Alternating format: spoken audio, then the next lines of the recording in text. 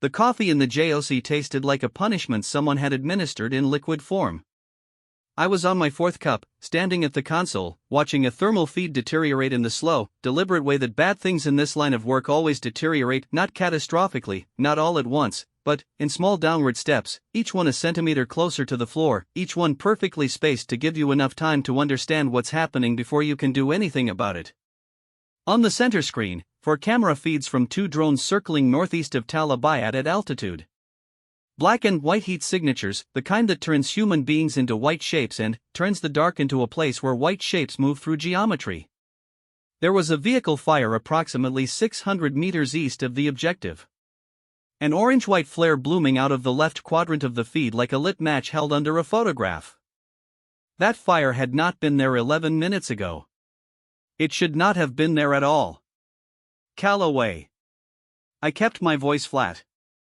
11 years of keeping it flat, it was less a technique now than a physiological fact, the way some people breathe through their nose without thinking about it. Talk to me. Senior Airman Callaway was 26, from a small city in Ohio whose name I always forgot, and he still possessed the kind of face that expected the world to operate on fair and legible principles. He'd been with me 8 months. I'd grown to like him. This occasionally worried me, because liking people in my position is a variable that makes the math harder. He pulled up the SIGINT timeline on the secondary screen. The Ohio expecting good things expression did something complicated. Vehicle arrived from the south. 14 minutes ahead of schedule. SIGINT picked up comms traffic on the target frequency approximately 20 minutes prior to that. He stopped. Short version. Someone told them we were coming, sir. Someone told them. I looked at the thermal feed. 6 white shapes, my 6, DevCrew, the best the Navy manufactures and deploys to the places where the math stops working, were in the basement level of a 3-story compound that was now surrounded, on all visible approaches, by approximately 73 individuals who were not friendly and were organized about it. The compound was constructed from compressed mud brick and something approximating Soviet-era concrete, the kind of building that looks solid from 40 meters away, the kind that a structural engineer would describe as tired, the kind that stops feeling solid the moment you understand what it's made of. One of the 6 shapes was not moving the way the others moved. Who's down? Petty Officer 2nd Class Torres, sir. Frag from the breach charge. A pause.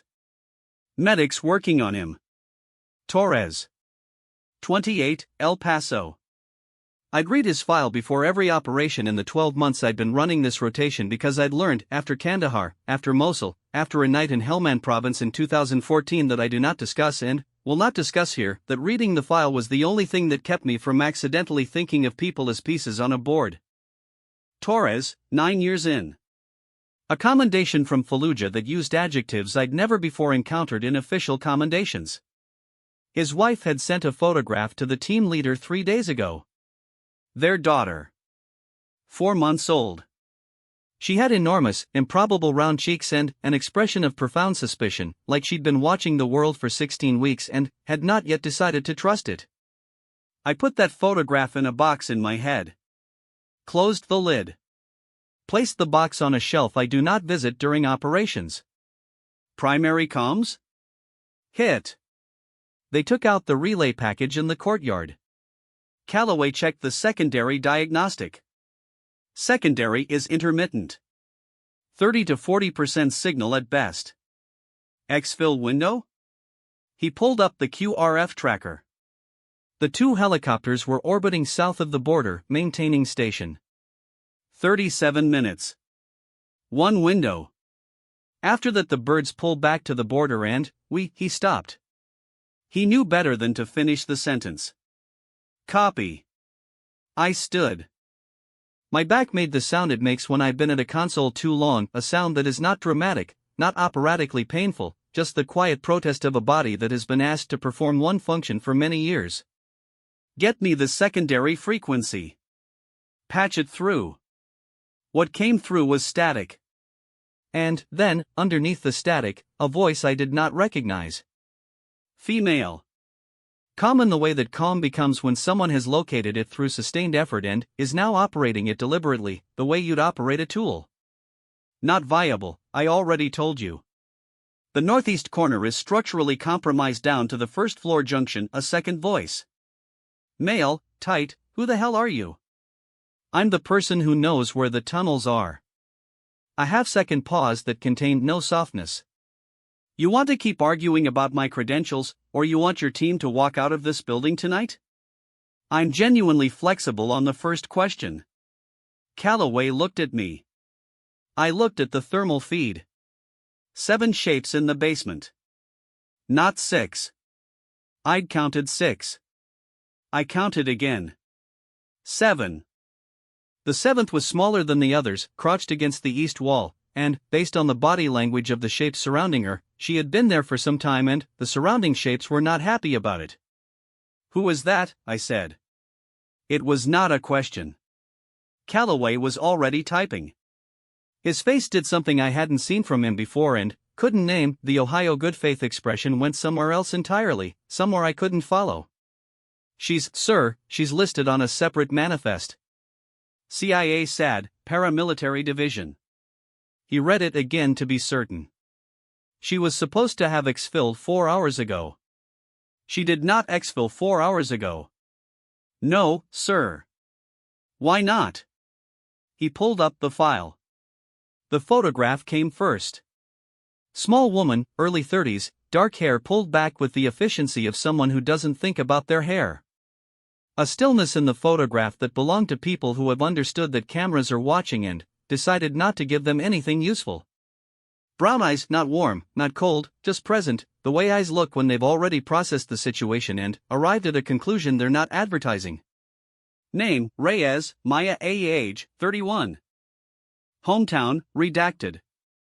Education, pre-medicine, University of Houston, incomplete, she'd left in her second year. Military, United States Army, 68W combat medic, 4 years, honorable discharge. Then, 2 paragraphs of acronyms and, for substantial redactions that added up, in the language of what they weren't saying, she'd been doing things in this region for 3 years that the file would not name. Why didn't she exfil? I said again. Says here she was running a human asset inside the objective building. Calloway, read it carefully, the way you read something you're not certain you've understood correctly. The asset gave her a warning. Approximately 2 hours before the operation commenced, the asset passed intel that the building was about to be compromised. He scrolled. She had a clean window. 2 hours. He paused. She went back in. For the asset. For the asset. He found the bottom of the entry. The asset is listed as non-recovered. Non-recovered. I looked at the photograph again. The stillness. The eyes. The particular quality of a face that has already decided what it thinks about the punchline before the joke finishes. She'd had her window. A clean, 2-hour window, which in this part of the world in this line of work is the operational equivalent of a lottery win. She'd gone back through it the wrong way, toward the building instead of away from it, because someone inside needed getting out. She'd failed to get them out. And, now she was in a basement in northern Syria with 6 Navy SEALs she'd never been briefed on, 73 people closing the perimeter above her, and she was telling the SEAL who outweighed her by 100 pounds where the tunnels were. Get me a direct line, I said. Now. The first thing she said to me was, this is JSOC liaison? Copy? Not a question. A confirmation.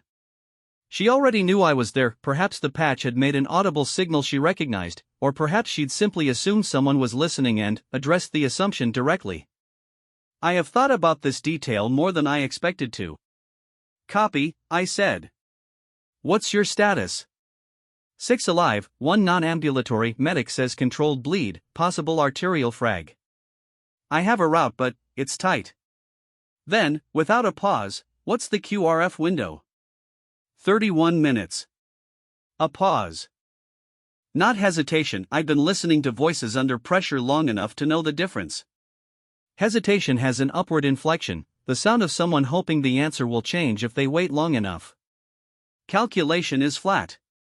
It stays flat while it works. Okay, she said. Okay meaning I heard you, and I know what that means. Another half second. I need you to hold the window open until the 30-minute mark. Not 31. Use all of it. Don't pull the QRF at 30. That's within protocol, I know it's within protocol. That's why I'm asking. She paused again. The shortest pause yet. Copy? Copy. 30 minutes. Appreciated. A sound, movement, something concrete scraping. What's your drone coverage? 2 UAVs. Eyes on all exterior approaches. North end, south? Confirmed. Copy. The briefest interval. We're going dark. Don't call me. I'll call you when we're out. She cut the line. On the thermal feed, the 7 shapes began to move. Not toward any exterior exit. Inward toward the center of the building, which made no tactical sense until I pulled up the architectural overlay and found it, a utility crawl space running between the ground and first floor levels, narrow, connecting to what appeared to be a void space beneath the south foundation. Something old. Ottoman-era construction, possibly the kind of thing that predated the building's current use by a century, the kind of thing that doesn't appear on any map generated in the last 50 years because nobody who made the maps had reason to go looking. She'd had reason. 3 years of operating in this region. 3 years of learning the bones of a country that had been fought over so many times, by so many different armies across so many different centuries, that its earth had simply learned to keep secrets. Every irrigation channel from the 1600s. Every trench from the Second World War. Every utility line the Soviets ran in the 70s and, then, abandoned. She'd walked the surface of this ground until she knew what it was hiding underneath. The 73 shapes were tightening the perimeter. One cluster, southeast quadrant, was moving with the particular energy of handlers, 2 smaller, faster signatures beside them, tracking in the way trained animals track. Dogs. Callaway. Sir. Dogs. Southeast. How long to the south side of the structure? He watched the feed. Counted. 9 minutes. Maybe 11. The 7 shapes disappeared. Under the building. Into the dark that predated the war, predated most of the things we'd built our mission architecture around. I sat down. I picked up the 5th cup of coffee. Put it back without drinking it. First time. What I know about those 9 minutes inside the crawl space comes from 2 places: the official debrief transcripts, which are accurate in the way that all official transcripts are accurate, factually present but emotionally evacuated, and a conversation I had with Chief Petty Officer Marcus Webb in a bar in Virginia Beach, 3 months after the operation, that neither of us had planned but that both of us, I think, needed. The crawl space was 1 meter of clearance. Darkness, which they navigated by feel and by the faint ambient heat of the earth around them. The sound of movement above boots on concrete, muffled commands, the specific soundscape of a search being conducted with systematic thoroughness. Torres was conscious. This was both better and worse than it could have been. Better because unconscious patients in active exfil are cargo, and cargo in a 1 meter crawl space is a category of problem with very few solutions. Worse because conscious Torres was Torres in pain, and Torres in pain was Torres trying not to make sounds in a space where sounds could end everyone present. Maya Reyes solved this with the most tactically irrational thing I've ever heard attributed to a CIA field officer. She asked him about his daughter. She did this quietly, whispers only. She'd been specific about whispers from the first moment, but continuously, and not in the way you'd distract a child from a vaccination or a patient from a needle. More like establishing a frequency. A signal to lock onto. She asked Torres what his daughter looked like, and he told her, in whispers, moving on his stomach through the concrete dark. The cheeks, he said, she had these absolutely ridiculous cheeks, like someone had decided to make a cartoon baby and, then, accidentally made it real. She made a sound when she laughed that he described as a small piglet experiencing profound satisfaction. His wife sent videos. He watched them in places like this, in the literal dark of a mission, in the metaphorical dark between missions, because they were the most efficient portal he'd found to somewhere else, to somewhere where the thing that mattered most was an 8-pound person with suspicious eyes and enormous cheeks and the sound of a piglet laughing. He talked. He moved. He kept moving, Webb told me, because the destination had stopped being an abstract grid coordinate and become something with a face and a sound and a specific weight. Webb told me this story in the Virginia Beach bar and stopped in the middle of it. Just stopped. Not for long. 10 seconds, maybe 15. The bartender glanced over and Webb waved him off without looking. He sat in that interval doing something with his face that was private enough that I looked away, and then he picked up his drink and said, very deliberately, she didn't have to do that. The talking. He paused. It wasn't tactical. It wasn't in any manual I've ever read. Another pause. It was the thing that actually worked. I wrote that in my personal log that night. The thing that actually worked. I'd been keeping that log since Kandahar in 2012. It started as a record of operational anomalies, things the official reports couldn't accommodate, and has become, over the years, something else.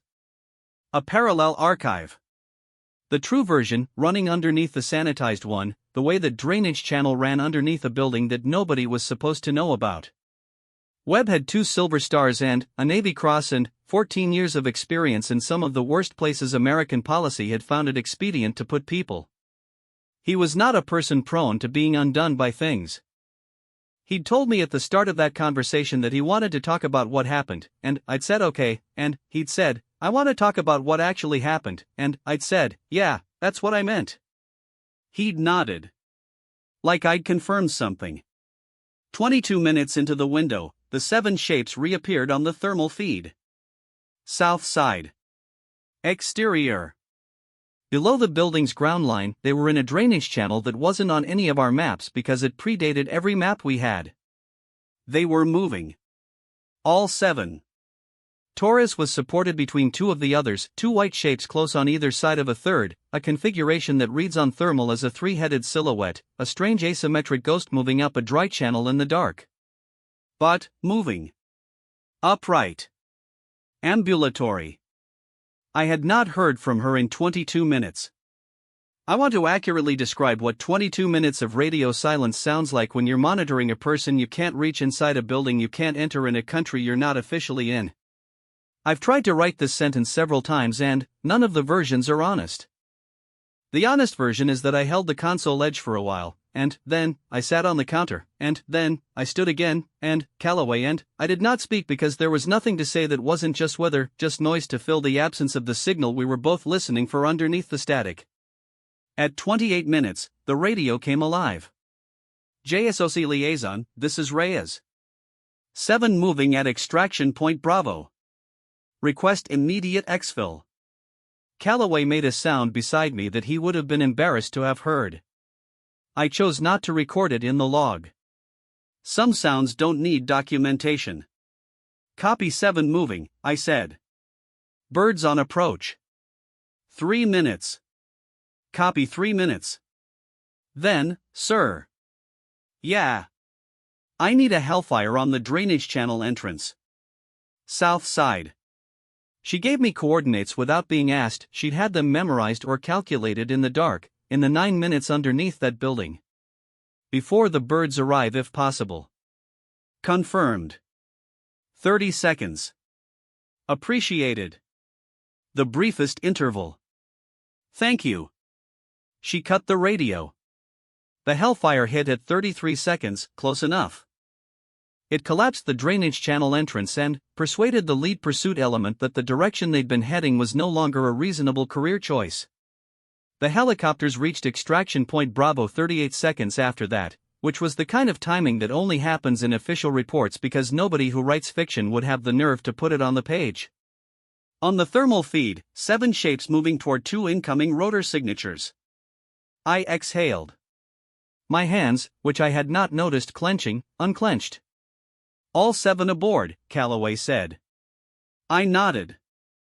I put down the empty cup. I had apparently drunk the 5th one at some point without noticing, and walked outside. The helicopters came in on the eastern approach at 0410 hours. I'd positioned myself there. I tell myself this was operational, confirming headcount, assessing casualty status in person before the debrief, and this is partially true. It's mostly a thing I do because 11 years of watching shapes on a screen has not cured me of needing to see people as people at the end. They came off the ramp in the order I expected, 5 of the 6 seals first, in the particular posture of men who have survived something and not yet finished processing it. The eyes still in transit between there and here, between the version of themselves that existed in the crawl space and the version that exists on an airbase tarmac in Turkey where there is electricity and coffee and ground that doesn't move. Torres on a stretcher, stable, the PJ said, arterial bleed controlled, surgery within 6 hours. The medic who'd worked on Torres walked alongside the stretcher and there was still a cord connecting them, invisible but structural, the cord that forms when you've been the physical barrier between someone and their own blood for an hour in the dark. Then, her. Last off the ramp. Which meant she'd been last aboard, which meant she'd stayed at the extraction point until everyone else was clear, which meant she'd been the last one up the drainage channel, which meant she'd been, throughout, the trailing position, the one closest to pursuit, the one who'd given herself the least margin. She stepped onto the tarmac and stood there a moment. The word I arrived at, watching her, depleted. Not exhausted, exhausted still has a shape to it, a person outline. Depleted was different. It was the reading you get from a battery that's been put under a load it wasn't rated for and has given everything past its threshold and now sits at 0, patient, waiting for instruction. The kind of empty that isn't the absence of things but the presence of what it cost to give them. She saw me. The JSOC liaison. The man from the radio. She walked toward me because walking toward the liaison was the logical next step, and she stopped 2 meters away, and she said, "Sir." "Good work," I said. Which was honest and also completely inadequate and also the full extent of what 11 years of training in military language was able to produce in that specific moment, which I found personally embarrassing. She looked at me for a moment with those eyes, the ones from the photograph, the ones that had already run the calculation and arrived at the punchline before anyone else knew there was a joke. There was something in them I didn't have the language for yet. "Copy that," she said. And walked toward the debrief building. Marcus Webb passed me going the same direction and stopped. He didn't say anything. Then, he did something, a nod, once, deliberate, directed past my shoulder in the direction she'd gone. The kind of nod that carries a sentence inside it that the circumstances don't allow you to say out loud. Then, he kept walking. I stood on that tarmac for a while after that. Thinking about the math. About the way she'd said okay when I told her the window was 31 minutes, the flat voice of someone who has already counted the cost and decided to pay it. About a drainage channel that wasn't on any map we had. About a non-recovered asset who had given her enough warning to leave, which she had not used, and what the 4 hours between that warning and the moment she appeared on my thermal feed had actually contained. Thinking about the thank you. She'd thanked me for holding the window open. But I hadn't done anything extraordinary. I'd given her exactly what the protocol allowed, which is what she'd asked for.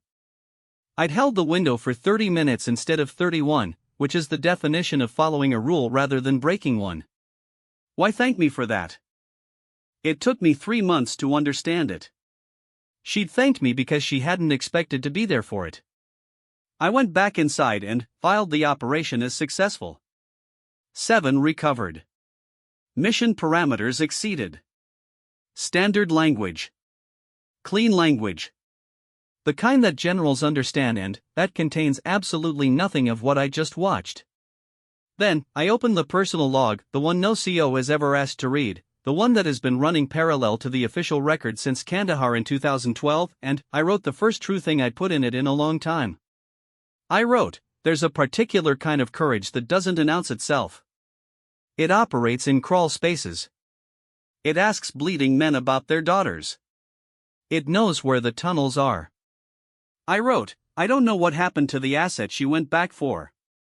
I wrote, "I don't think I want to know. I think she knows. I think she's been carrying it since before she decided to stay." I closed the log. I fell asleep in a chair because I was too tired to find my bunk, and I dreamed about nothing, which was the first time I dreamed about nothing since Helmand in 2014. I noted that too. Because the log is for the true things. And sometimes the true things are very small. 3 days after Incirlik, I was in Stuttgart reading a dead man's file and understanding, incrementally, that I had been watching the wrong event. The operation on October 14, the 73 fighters, the compound, the 9-minute crawl through Ottoman infrastructure in the dark, that had been the crisis.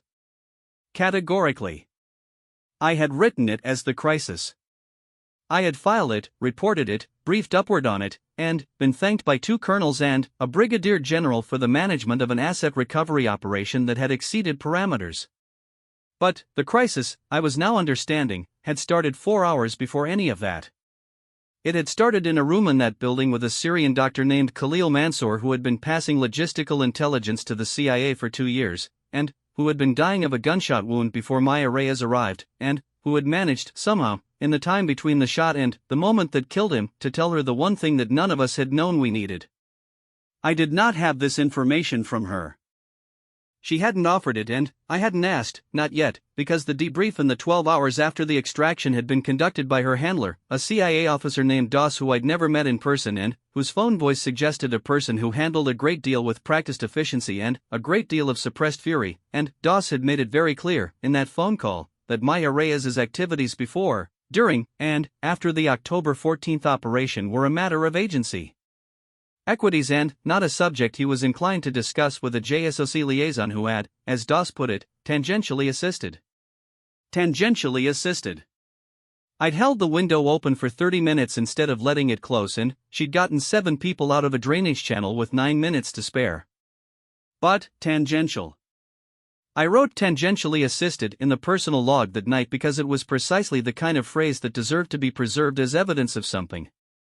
What I had access to, Khalil Mansour's handler file, which had been flagged for JSOC review because the logistics intel he'd been passing bore on a target set we'd been running for 6 months. The file was substantial. 2 years of material.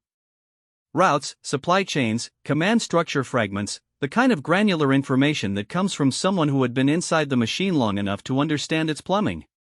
I read it twice. The second time I was looking for Khalil, not for the intelligence he'd passed, for the person, the way I read the SEAL's personnel files before operations. The habit.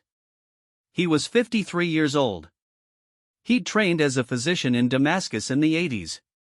He'd lost his practice in 2014 when the building it occupied was shelled, and he'd spent the years after that doing what a great number of Syrian doctors did in the years after 2014, providing medical care in whatever structure was still standing and, to whoever needed it, which in the geography of the conflict meant he worked, at various points, for everyone, for the government, for the opposition, for civilians who had no interest in the politics of who was treating them, only in the treating. He'd started passing intelligence to the CIA in 2017.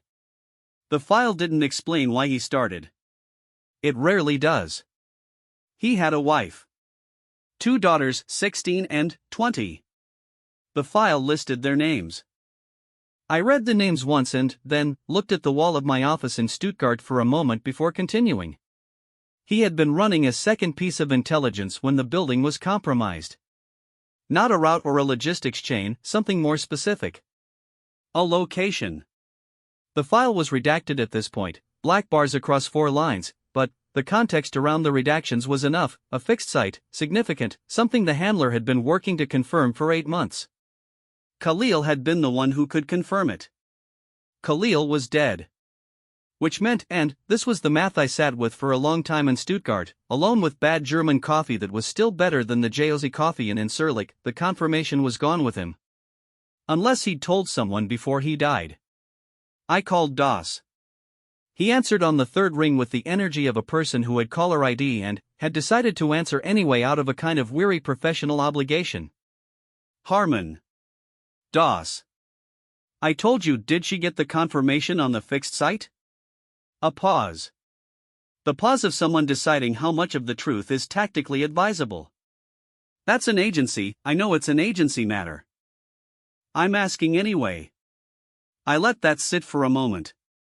Because if she got the confirmation and she's sitting on it and your chain of command hasn't processed it yet, then we have a time-sensitive intelligence problem that affects joint operations, which makes it my problem too. Silence on the line. The particular silence of someone recalibrating. She got it, Doss finally said. From Khalil. From Khalil. In the 40 minutes before he stopped. Before he died. Before he died. Another pause. Then, with the clipped efficiency of someone who has decided to be useful and resents it, she's the only one who has it. It's not documented anywhere. That was how Khalil ran it, nothing written, nothing transmitted, nothing that could be extracted from him. He was careful. A pause. He was very careful. I thought about 40 minutes in a room with a man who was careful and dying and giving you the last thing he had. I thought about the non-recovered asset in the personnel file. Where is she now? I said. Another recalibration. Longer this time. Harmon. DOS. She's in field assets. She's operational. He stopped himself. When he spoke again, something had shifted in his voice, some load-bearing element of his professional composure had moved slightly. She went back to Turkey 2 days ago. She said she needed to verify the coordinates before she passed them up the chain. He paused. Alone. Alone. She said she needed one source confirmation.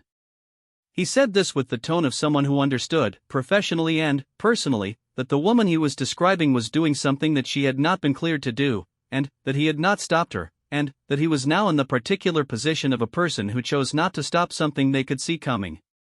She said it was a day trip. It's been 2 days.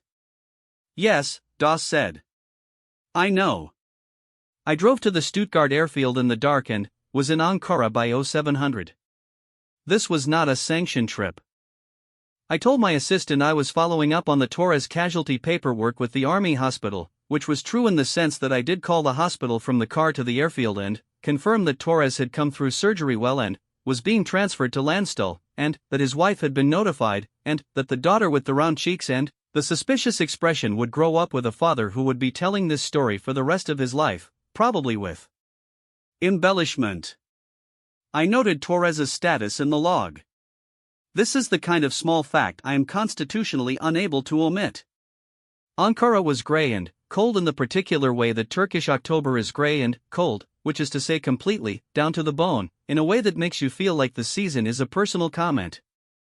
I had a number for Maya Reyes, a civilian Turkish SIM that DOS had given me with extreme reluctance, and I called it from the taxi to the hotel and it rang 6 times and went to a voicemail that was full. I called again at 1300 from the hotel lobby. She picked up on the second ring. Harmon, she said. Not a question. How did you know it was me? Turkish area code, +90. DOS doesn't call. He sends cables. A pause, the calculating kind. What do you need? To know you're alive. A brief silence. The kind that has a texture to it, the sound of someone deciding how to receive a thing. I'm alive. Good. I looked at the lobby. A family at the far end, children eating pastry, the specific absorbed joy of a small child and a pastry. I'm in Ankara. Longer silence. DOS told you where I was. DOS told me what he knew, which I think is less than what you know. I waited. I'm not here to pull you back. I'm here because you're the only person with the confirmation and you've been gone for 2 days and the intelligence you're carrying doesn't expire, but you do. She was quiet for long enough that I thought I'd miscalculated. Then, there's a coffee place on Tenali Hilmi. The one with the green awning. If you're there in an hour, I'll think about talking to you. She hung up. The coffee place had a green awning and a specific smell, cardamom and old wood and something baked that I couldn't identify, and Maya Reyes was already there when I arrived, which meant she'd left wherever she was immediately after hanging up, which meant she'd wanted to talk and had needed the performance of making me come find her. I filed this detail without judgment. I've used the same performance myself. She looked different than she had on the Incirlik tarmac. Not better, not worse, different. 3 days later, some rest, the depleted reading on the dial had moved back up from 0, but not to full. The photograph stillness was gone, she was watching everything in the coffee shop with a kind of lateral attention. eyes that kept the center of her focus on me but maintained constant ambient awareness of the exits and the windows and the movement of other people. An operational habit so ingrained it probably happened in her sleep. She was drinking tea. There was a small notebook on the table, closed, a pen resting across it. The pen was the cheap plastic kind from hotel lobbies, the kind you use because there's nothing else and, then, forget to return. I had the feeling she'd taken it without thinking, and that the taking without thinking was information about where her head was. "Torres okay," she said. "Surgery went well. Transfer to Landstuhl yesterday." She nodded.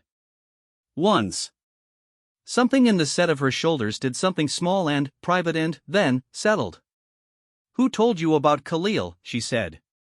"His file was flagged for JSOC. I read it." "The redacted version?" "Yes." She looked at me over the rim of the tea glass. "What do you think was under the redactions?" "A fixed site. Something that took 8 months to locate and is now in your head and nowhere else." I kept my voice even. "I think Khalil confirmed it in the 40 minutes before he died. I think you came back to Turkey to verify the coordinates because you're the kind of person who won't pass intelligence she hasn't personally confirmed, and because I stopped." This was the part I'd been working on since Stuttgart. Because going back is also the only way you know how to stay moving. She looked at me for a moment that was several things at once. "That's a lot of inference from a redacted file," she said. "I've been doing this 11 years. She looked out the window. A man walking a dog. A woman with a bag of groceries, the particular walk of someone who has been moving through this city for decades and knows its weight. Maya watched them with an attention that was not surveillance, it was something quieter than that. Something that looked, from certain angles, like envy. "He was afraid," she said. I waited. Khalil. When I got there. He'd been shot in the side, not immediately fatal, but he knew. He'd been a doctor long enough to know what his own body was doing. She put both hands around the tea glass. He was afraid. Not of dying, I don't think it was that. He was afraid that the thing he'd been carrying was going to die with him and nobody was going to know he'd carried it. She stopped. Looked at the notebook on the table. Looked back out the window. He'd been sitting on the confirmation for 6 weeks. He couldn't pass it through normal channels without the building being swept and his cover burned. He'd been waiting for a window that kept not opening. She paused. And then, the building got compromised and he called me and, by the time I got there the window didn't matter anymore. But, he told you. He told me. She said this flatly. All of it. Coordinates, reference points, verification method. A pause. He talked for 35 minutes straight. He was also bleeding the entire time, which she stopped. Picked up the hotel pen. Put it back down. Which I was also trying to manage. The bleeding. While he talked. She didn't finish that sentence. I looked at the closed notebook. At the pen. At her hands around the tea glass. You couldn't get him out, I said. The damage was no. I couldn't. Her jaw did something tight. I tried 2 options. Both failed. She said this with a flat precision that I recognized as the voice people use when they've already had the argument with themselves, when they've gone over the options enough times that they've burned through the grief of it and arrived at the territory on the other side, which is not peace but is at least a place where the facts can be stated without collapse. He died at 0128. The operation started at 0330. 2 hours. She'd had 2 hours with a dead man and an enemy perimeter building outside and 6 SEALs incoming who she hadn't known were coming. And you stayed, I said. I wasn't going to leave him alone in there. She said this simply, without inflection, in the way of someone stating the plainly obvious. I thought, of course she wasn't. I thought, this is the thing I couldn't name on the tarmac in Incirlik. The specific weight of a person who doesn't leave. She looked at me. The SEALs. Did they know, did anyone brief them that there'd been someone else in the building? They knew someone had been there. Not specifics. She nodded. Torres. She said his name carefully, like it was weight-bearing. The things he said about his daughter, she stopped. The careful expression did something. She seemed to catch and redirect. She looked out the window again. Never mind. He's going to be okay, I said. I know. She paused. I know. She didn't finish. She picked up the pen and turned it over in her fingers once, a quick, unconscious movement, and then set it down again. I just don't always know what to do with okay. I understood this. It was not the kind of thing I said.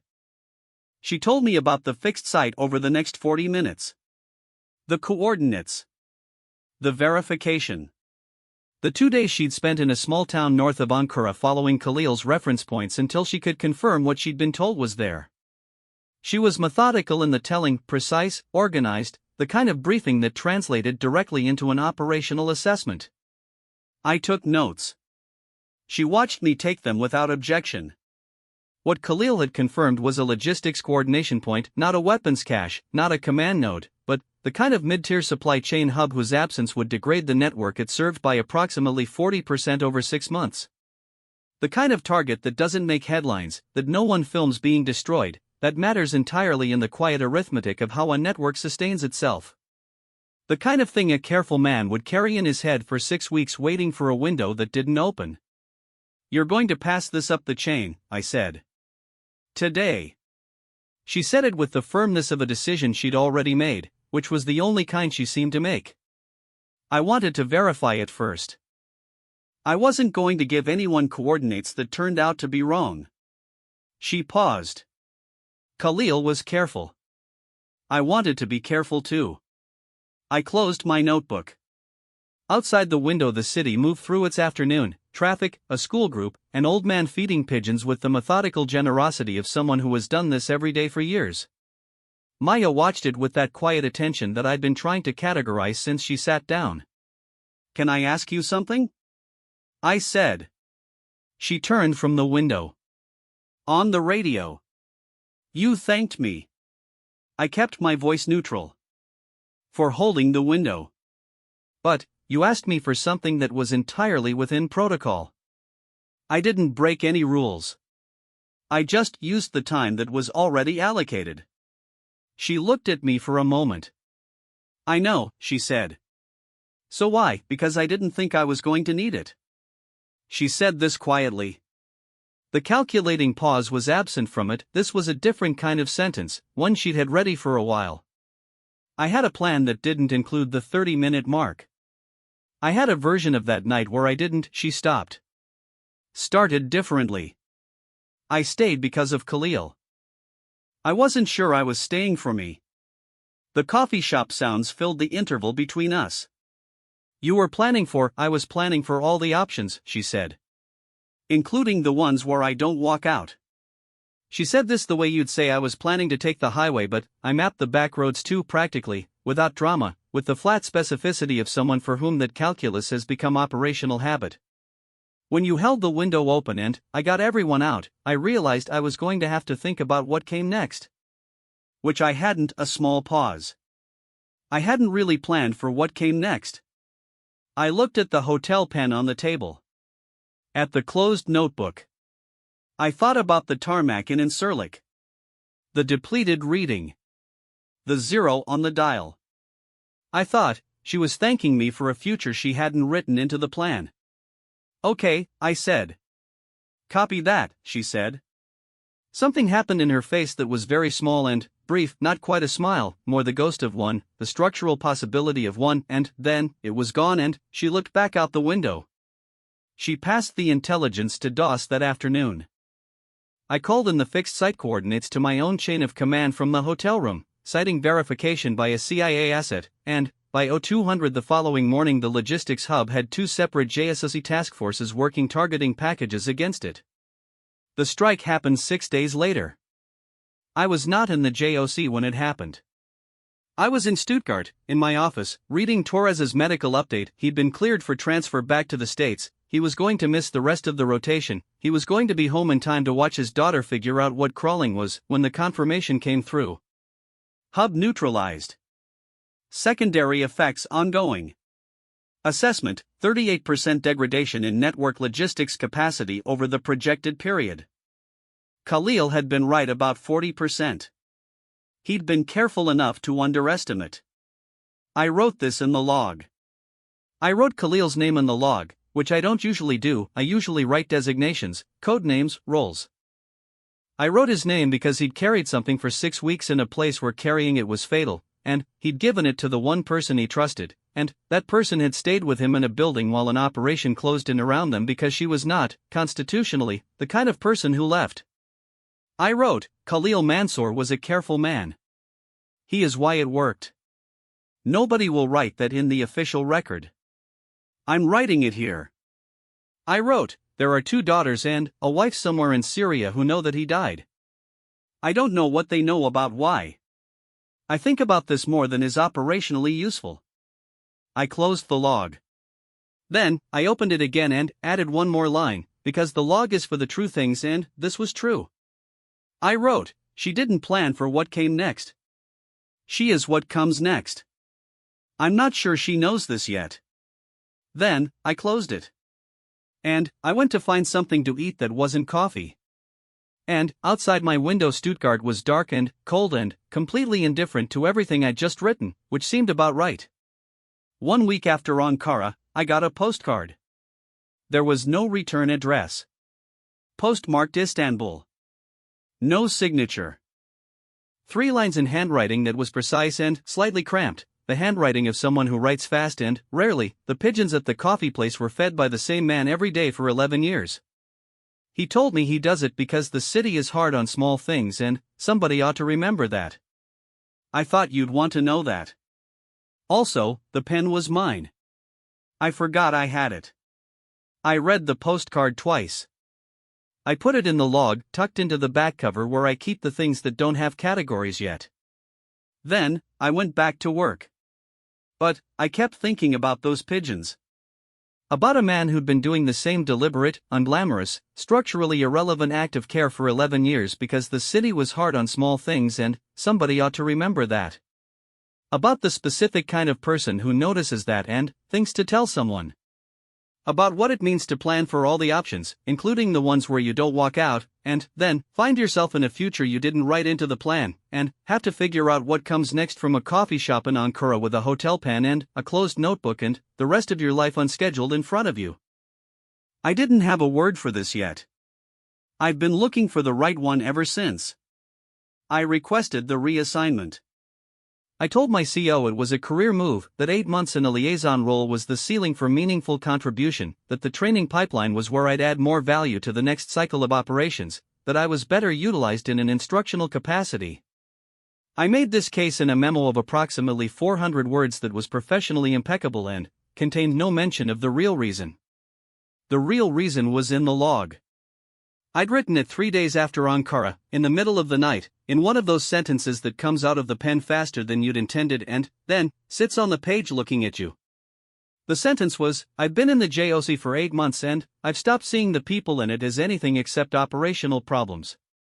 I think this happened gradually and I think I need to go somewhere that hasn't happened yet. I went back and read this sentence 6 weeks later, and I added a second one underneath it. Also, the postcard is still in the back of the log and I think about it more than is useful. The Pigeon Man. 11 years.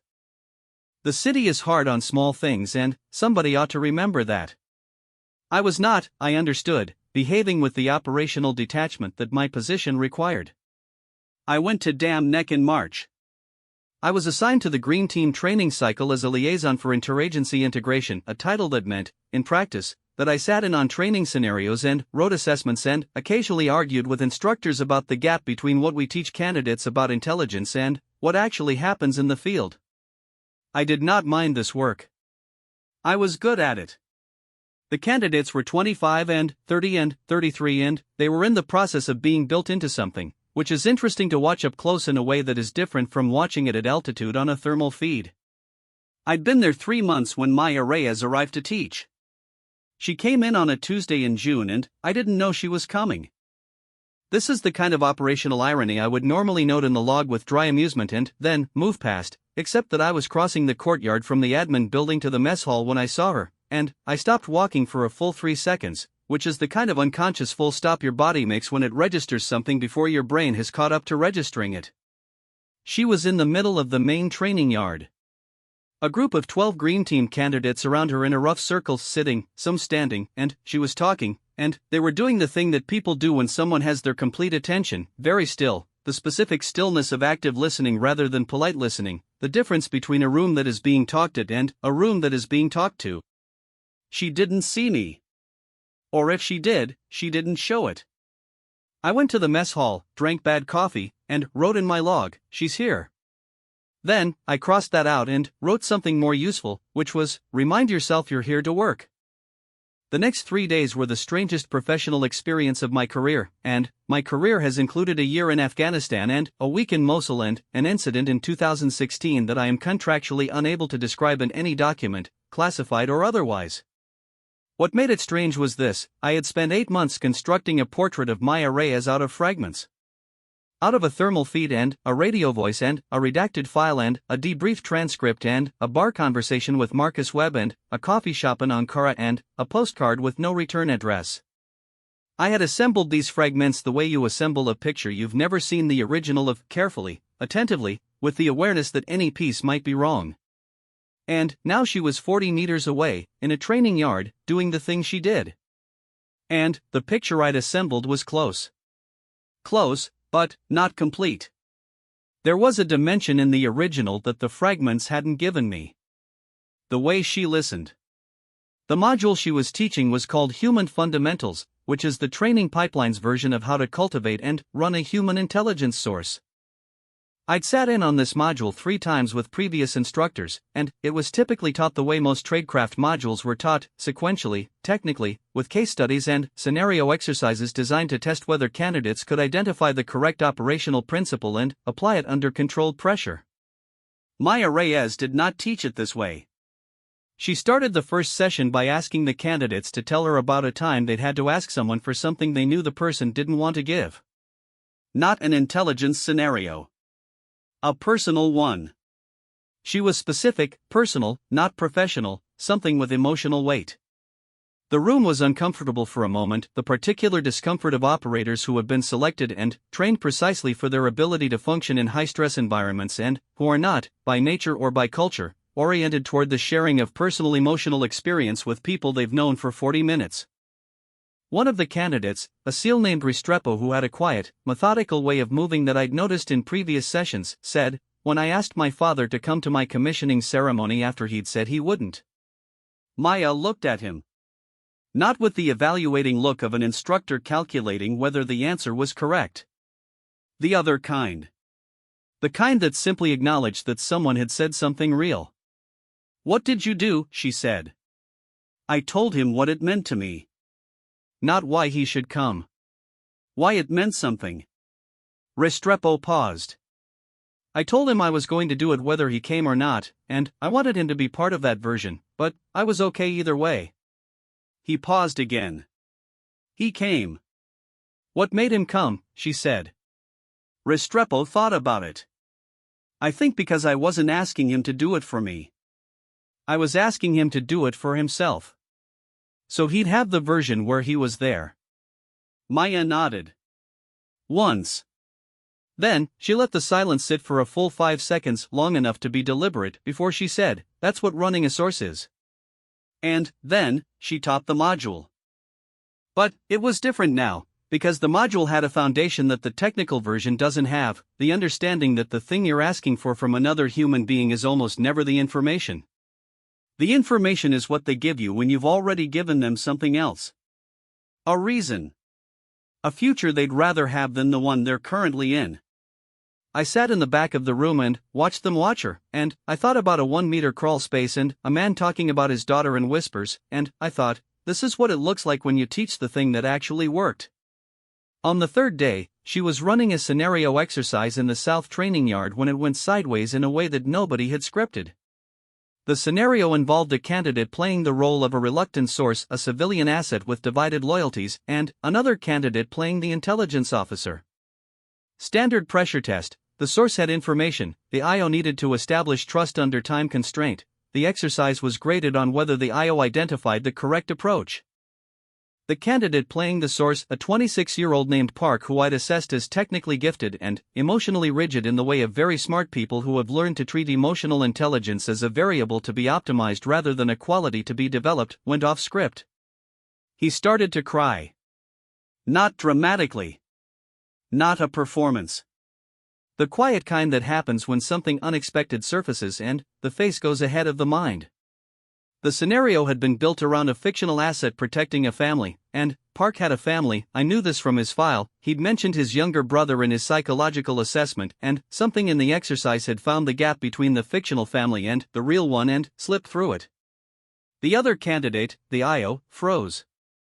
The correct training response to this was to call the scenario and note the emotional break in the assessment notes and move on. Maya let it run. She didn't say anything. She didn't redirect, didn't comfort, didn't signal the correct response. She let the silence hold the space, and, after a moment, Park had composed himself, mostly, the way you compose yourself when you realize you've made a sound in a room you didn't mean to make it in. She said, very quietly, stay in the scenario. Park looked at her. The source just showed you something, she said. That's not a problem. That's information.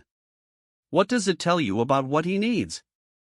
The IO candidate, the other one, who had frozen, looked at Park. Looked back at Maya. Looked at Park again. Then, slowly, he turned back to Park and said, tell me about your brother. The scenario ran for another 12 minutes. At the end of it, the source had given the IO everything. Not because the IO had been technically correct. Because he'd asked the one question that wasn't about the mission. Afterward, when the candidates had broken for lunch and the yard was empty except for the two of us and a heat shimmer coming off the asphalt, Maya sat on a concrete barrier and wrote something in a notebook. Not the hotel pen notebook, a different one, proper and dark-covered. She wrote without looking up. I walked over because I had decided to stop pretending I wasn't going to. That was deliberate, I said. Letting it run. She looked up. The photograph's stillness was still absent. It had been absent since Ankara, I was realizing. As if whatever was behind it had decided to stop hiding at a certain point, and I'd missed exactly when that was. Park needed to learn that, she said. That breaking is information? That their breaking is information. She corrected me without edge. The source is breaking. Not his. She looked back at the notebook. A source who breaks is a source who trusts you enough to break. That's not a problem to solve. That's everything you've been working toward. I thought about 40 minutes in a room in Syria with a dying man who talked for 35 of them, straight, everything he'd carried. Khalil broke, I said. She didn't answer immediately. She wrote one more line, finished it, closed the notebook. Then, she looked out at the empty training yard. At the heat shimmer. At whatever was behind it. Khalil didn't break, she said. Khalil made a choice. A pause. He'd been carrying the location for 6 weeks waiting for someone he trusted. He trusted me. Not because I'd done anything in particular to earn it, I just showed up every time I said I would. For 2 years. I showed up. She paused again. When the building was compromised, he didn't call his handler. He called me. She said this with something I couldn't name from the outside. Not pride, smaller than pride, and more complicated. The word I found later, in the log, trying to write it accurately, was custodianship. The specific weight of being the person something is entrusted to. The location, I said. The hub. When they confirmed the strike, I know. She glanced at me briefly. Doss told me. 38%. He'd said 40. He was being conservative. A pause. He was always conservative. He liked to underpromise. She said this with a precise softness, not sentiment, but the accuracy of someone reporting a quality in a person they'd known for long enough to learn the texture of them. We sat in the heat for a moment. He had 2 daughters, I said. Rana and Layla. She said their names without hesitation, without the tone of someone accessing a file. The tone of someone who knew. Rana was applying to study architecture in Beirut. Layla she's 16, she wants to be a doctor. Like him. A pause. He talked about them a lot. Not in the briefings. In the other conversations. You had other conversations. We had a lot of other conversations. She picked up the dark notebook and held it for a moment without opening it.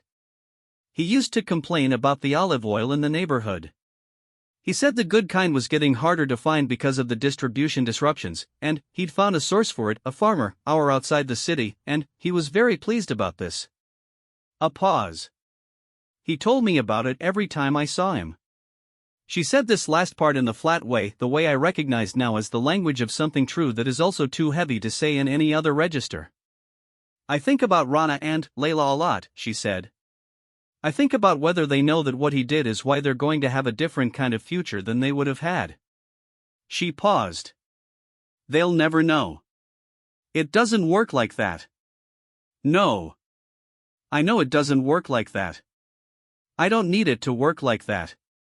She said this with the firmness of someone who has spent considerable time making this particular piece. I just think about them. That evening, the last evening before she was scheduled to leave Dam Neck, I found her in the mess hall at an odd hour. 2200. The hall was mostly empty except for 2 candidates at the far end eating in the distracted way of people reviewing material in their heads. Maya had a tray in front of her with food she was largely not eating, and a cup of coffee, and the dark notebook open to a blank page with the pen resting across it. Not sleeping? I said.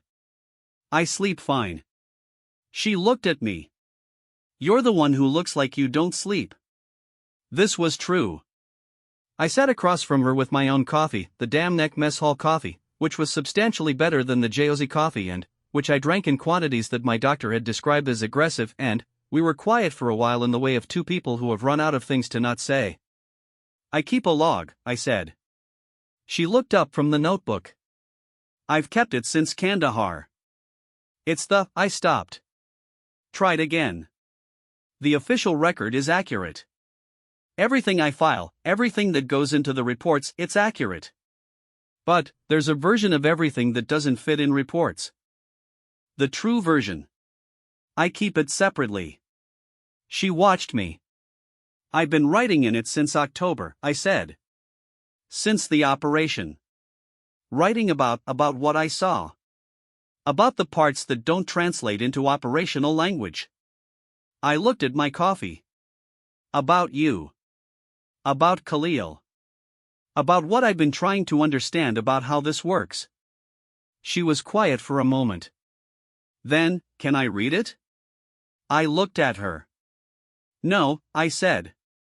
She held my eyes for a moment. And then, something happened in her face, not the ghost of a smile from Ankara, something more specific than that. The expression of someone who received an answer they were testing for, and found it correct. Good, she said.